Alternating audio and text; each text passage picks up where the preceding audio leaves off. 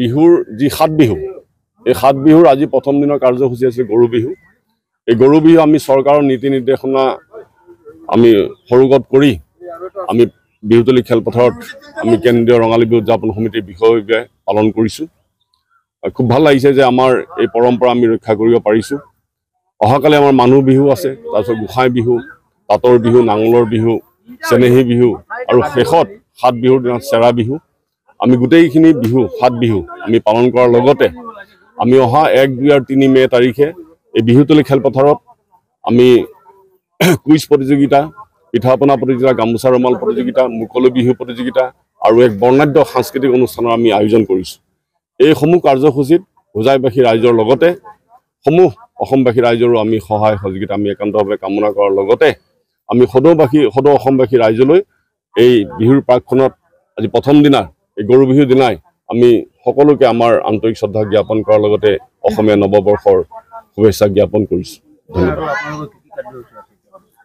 এতিয়া আজি গৰু বিহু হিচাপত আমাৰ গৰুক আমি ধুৱাইছোঁ, আমি নতুন বস্ত্ৰ দিম।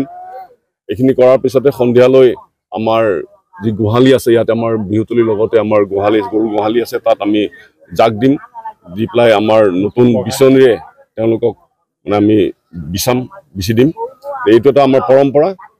আজিটো লাও খা বেঙেনা খা বা দীঘলতি পাত মাখিয়তী পাতেৰে আমি তেওঁলোকক শুভেচ্ছা জ্ঞাপন কৰিছোঁ।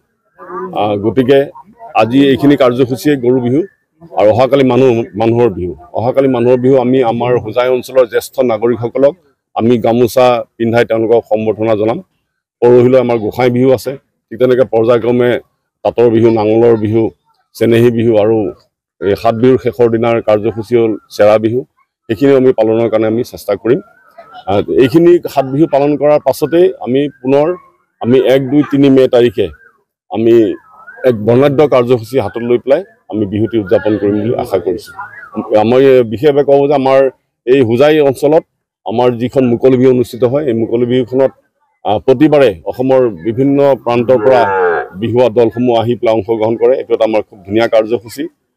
গতিকে আমি সেই 2 তাৰিখৰ মুকলি বিহুটো ৰাইজৰ উপস্থিতি আমি কামনা কৰিছোঁ। লগতে আমাৰ বৰ্ণাঢ্য যি সাংস্কৃতিক অনুষ্ঠান আছে, এই সাংস্কৃতিক অনুষ্ঠান আন্তঃৰাষ্ট্ৰীয় খ্যাতিসম্পন্ন শিল্পী আমাৰ সকলোৰে চিনাকি তৰালী শৰ্মা আৰু বৰ্তমান অসমৰ জনপ্ৰিয় কণ্ঠশিল্পী মৰ্মিতা মিত্ৰৰ সংগীতানুষ্ঠান আছে। গতিকে এই ধৰণৰ কাৰ্যসূচীয়ে লৈ পেলাই আমি আগবাঢ়িছোঁ। গতিকে সমূহ হোজাইবাসী ৰাইজৰ উপস্থিতি আমি শ্ৰদ্ধাৰে কামনা কৰি মোৰ বক্তব্য ইয়াতে সামৰিছোঁ। ধন্যবাদ।